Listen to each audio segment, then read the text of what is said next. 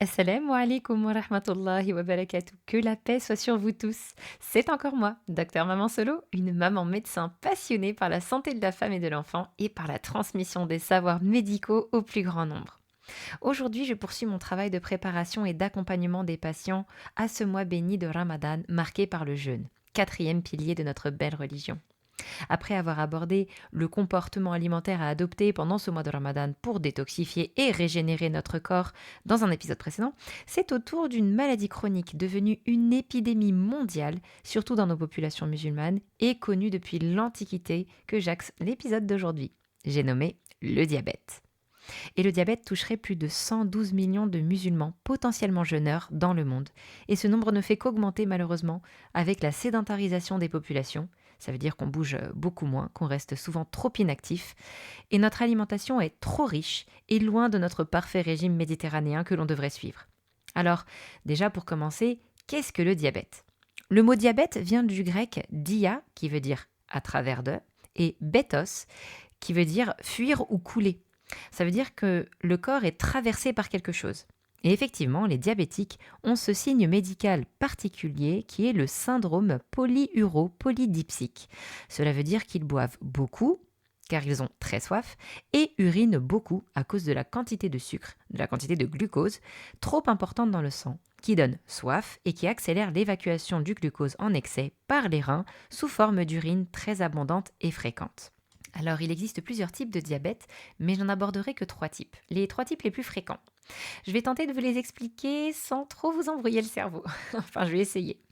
Donc, il y a le diabète de type 1, insulinodépendant, le diabète de type 2, non insulinodépendant, et le diabète gestationnel que l'on a pendant la grossesse. Donc le diabète de type 1 correspond à un épuisement d'origine auto-immune des cellules du pancréas responsables de la sécrétion d'insuline, les îlots de Langerhans. C'est donc un diabète non héréditaire qui est lié à un dérèglement du système immunitaire qui attaque les cellules du pancréas responsables de la production d'insuline. Donc si les cellules productrices sont détruites, il n'y a plus du tout d'insuline. D'où les traitements par injection de cette hormone manquante. Le diabète de type 2, quant à lui, est lié à des facteurs génétiques. Cela veut dire qu'il y a une forme d'hérédité dans cette maladie. Il est également lié à la toxicité de l'excès de gras et de sucre dans le sang sur l'organisme. En effet, quand nos apports en énergie, les lipides et les glucides, sont trop importants et notre dépense énergétique trop faible, le corps a du mal à métaboliser et à dégrader les lipides et les glucides. Ils vont donc avoir tendance à se stocker et à encrasser les organes où ils se stockent en excès, notamment le foie et les autres viscères. Cet excès devient toxique et provoque un défaut de sensibilité des cellules du foie et des cellules musculaires à l'insuline. Pourtant, l'insuline est bien sécrétée par le pancréas. Mais cette anomalie s'appelle l'insulinorésistance. Le sucre a donc du mal à rentrer dans les cellules et reste dans le sang, ce qui stimule davantage la sécrétion d'insuline par le pancréas, qui, au début, arrive à normaliser la glycémie, puis finit par s'épuiser. Et à cela s'ajoute le fait que le foie, voyant que le sucre ne rentre pas dans ses cellules, va déstocker du glucose en activant un mécanisme appelé la néoglucogenèse et augmenter encore plus la glycémie. Et c'est à force de répéter ces mécanismes que l'on devient diabétique non insulinodépendant au départ, où on a encore de l'insuline, même si elle fonctionne partiellement, et où on prend justement des médicaments par la bouche pour diminuer l'insulinorésistance, puis on devient insulino-requérant, avec nécessité d'injection d'insuline, comme pour le diabète de type 1, car on a épuisé le pancréas et qui n'arrive plus du tout à sécréter assez d'insuline pour normaliser la glycémie. Et le dernier diabète que je voudrais aborder, c'est le diabète gestationnel.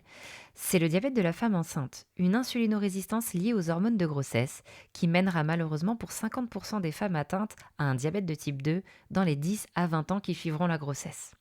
Qu'est-ce qui se passe pendant la grossesse? Eh bien, le placenta, qui est là pour nourrir le fœtus, produit des hormones placentaires favorisant naturellement l'insulinorésistance pour augmenter le taux de sucre dans le sang maternel afin que bébé puisse se nourrir de ce sucre. Et le pancréas de la femme enceinte produit beaucoup plus d'insuline pour normaliser la glycémie.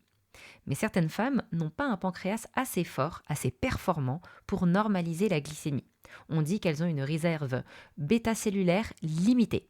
D'où l'apparition de sucre trop élevé dans leur sang, surtout en postprandial, c'est-à-dire après les repas, et donc de diabète gestationnel. Voilà, j'en ai fini avec la partie physiopathologique. Ça va toujours? Je vous ai pas perdu? Donc n'hésitez pas à me poser vos questions en commentaire, hein, si, comme moi, ces mécanismes vous passionnent et qu'il reste encore des questions en suspens. J'y répondrai avec grand plaisir. Revenons maintenant au sujet du jour, le ramadan et le diabète. La question qu'on me pose très souvent, c'est: je suis diabétique, est-ce que je peux jeûner?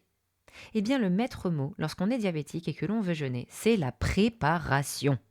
Une bonne préparation en amont, 1 à 2 mois avant le ramadan, avec le professionnel de santé qui vous suit, donc soit votre diabétologue endocrinologue, soit votre médecin généraliste traitant, permet à la plupart des diabétiques de pouvoir jeûner, si toutefois ils n'ont ni contre-indication formelle, ni complication du diabète. Car un diabète compliqué d'autres pathologies comme des maladies cardiovasculaires ou une maladie chronique des reins, que l'on appelle la néphropathie diabétique, rendra l'équilibre diabétique plus incertain et l'observance du jeûne plus périlleux. J'aurais aimé que 2 mamans que j'affectionne particulièrement m'écoutent et suivent mes conseils, mais bon, comme on dit, pour la famille, nous ne sommes pas des médecins, mais juste un membre de leur famille sans légitimité médicale. Bref, quelle frustration, je vous raconte pas. Donc je me console avec le reste de mes patients diabétiques, qui eux m'écoutent au moins. Enfin bon, pour la plupart. Donc, qui ne peut pas jeûner? Eh bien, nous classons les patients diabétiques par niveau de risque. Il y a des patients qui ont l'interdiction formelle de jeûner. D'autres peuvent essayer sous surveillance stricte et en l'absence de difficultés ou de complications pendant le Ramadan. Et d'autres ont plus de chance et alhamdoulilah, ils sont une majorité et peuvent jeûner en toute sécurité s'ils suivent correctement leur traitement et les conseils médicaux des professionnels de santé. D'ailleurs, le jeûne de Ramadan est plein de vertus médicales telles que l'autophagie, qui est un système que le corps met en marche après un certain nombre d'heures de jeûne. L'autophagie est comme une cure de jouvence et de détoxification du corps en déstockant tous les gras et les sucres en excès, puis en éliminant progressivement toutes les cellules défectueuses, infectées ou même cancéreuses qui encrassent le corps. Et comme je vous l'ai expliqué, que le diabète de type 2 est lié à l'insulinorésistance, elle-même liée à un excès de lipides et de glucides dans le corps, on comprend aisément que le jeûne de Ramadan, surtout en hiver avec au moins 12 heures de jeûne, est plus efficace que le jeûne intermittent pour diminuer l'insulinorésistance et pour certains même normaliser la glycémie sans traitement. Un vrai miracle. Allahu Akbar. Je vous ai expliqué plus en détail ce phénomène et toutes les vertus médicales du jeûne dans un précédent épisode intitulé Comment bien manger pour bien jeûner, pour ceux qui seraient curieux. Donc, ceux qui n'ont absolument pas le droit de jeûner, et j'insiste sur le fait que ce sont des contre-indications médicales formelles à suivre. Un petit rappel. Allah nous a prêté une enveloppe charnelle. Notre corps est une MNA, un dépôt, un cadeau d'Allah, dont il faut prendre soin tout au long de notre vie. Et si le jeûne est interdit pour certains d'entre nous, c'est un acte d'adoration que de ne pas jeûner pour protéger son corps. Donc, ne pourra pas jeûner le patient qui a un diabète déséquilibré et qui est à risque important de complications, notamment s'il a eu une hypoglycémie sévère dans les 3 derniers mois, donc un taux de sucre inférieur à 0,6 g par litre, une acidocétose dans les 3 derniers mois, c'est-à-dire qu'il a eu une grande montée de sucre, souvent au-delà de 2,5 g par litre, et qu'il a eu une présence de cétone sur une bandelette urinaire. S'il a des hypoglycémies non ressenties, notamment les hypoglycémies que l'on a en plein milieu de nuit, ou alors de survenue brutale dans la journée avec malaise. S'il a l'impossibilité de surveiller sa glycémie également, lorsqu'on a des capteurs défaillants ou quand le cathéter de la pompe est bouché et donc on ne peut plus injecter l'insuline pour ceux qui sont insulino-requérants ou dépendants. Et bien sûr, tous les patients diabétiques avec une mauvaise observance thérapeutique, qui rechignent à prendre leur traitement, ne les prennent pas forcément bien, ne s'injectent pas correctement l'insuline ou se trompent sur les doses, eux, c'est une contre-indication formelle. Ensuite, je vous parlais de patients pouvant jeûner sous certaines conditions d'évolution de la maladie, notamment les patients qui ont des hypoglycémies fréquentes, mais entre 0,6 et 0,9 g par litre, donc qu'elles soient ressenties ou non. Ou au contraire, les patients qui ont souvent des hyperglycémies, sans cétose, avec une hémoglobine glyquée ou une HbA1c supérieure à 10%. Ces patients devront être surveillés étroitement par l'équipe médicale avec une consultation en amont de Ramadan pour adapter le traitement et préparer le contrat thérapeutique entre le patient, sa maladie et son médecin. Une consultation au milieu du mois de Ramadan pour voir si tout se passe bien et s'il n'y a pas eu de conséquences du jeûne sur le diabète et la santé en général. Et bien sûr, une consultation après le ramadan pour évaluer l'état général, réadapter le traitement si besoin, parfois même à la baisse pour ceux qui ont suivi les conseils médicaux, et anticiper la préparation du ramadan de l'an prochain. Alors voilà, maintenant vous savez qui doit ne surtout pas jeûner et qui peut le faire avec précaution. Intéressons-nous maintenant aux diabétiques autorisés à jeûner. Le diabète reste une maladie chronique qui peut être perturbée par plusieurs phénomènes, notamment les infections, les blessures, les interventions médicales et même le jeûne. Alors il y a des signes cliniques que tout diabétique jeûneur doit connaître et qui doivent l'amener à rompre immédiatement le jeûne. Encore une fois, j'insiste, si je fais ce podcast, c'est surtout pour sécuriser votre corps pendant ce mois béni et pour en tirer le plus grand nombre de bienfaits. Donc quand je dis qu'il faut rompre le jeûne face à certains symptômes, il faut rompre le jeûne. C'est une condition sine qua non pour que le musulman diabétique observe son siyam. Alors quand rompre le jeûne justement? Eh bien dans toutes les situations qui vont déséquilibrer le diabète ou qui sont un reflet du déséquilibre du diabète, c'est-à-dire une hypoglycémie ressentie ou pour toute hypoglycémie en dessous de 0,6 g par litre. Ça, on arrête tout de suite. On se resucre. L'hyperglycémie à 2,50 g ou plus avec de l'acétone au niveau des urines à 0,5 mmol par litre ou plus. L'hyperglycémie à 2,5 g par litre pendant plus de 3 heures de suite, il y a un énorme risque de déshydratation si l'on reste en hyperglycémie aussi longtemps. Une hyperglycémie supérieure à 3 g, on arrête tout de suite. Et il faut bien faire 2 tests de suite pour être sûr qu'on est bien à 3 g par litre, bien sûr.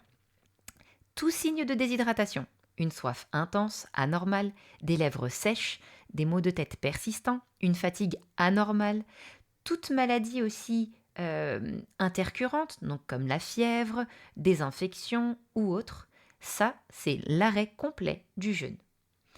Si la glycémie est entre 0,6 et 0,9 g par litre, sans signe clinique, mais toujours présente au contrôle 1 heure après, donc en fait dès que vous avez une hypoglycémie entre 0,6 et 0,9 g par litre, même si vous n'avez pas de ressenti de cette hypoglycémie, vous faites un contrôle au bout d'1 heure. Et si au bout d'1 heure, vous êtes toujours entre 0,6 et 0,9, vous devez arrêter le jeûne et vous resucrer.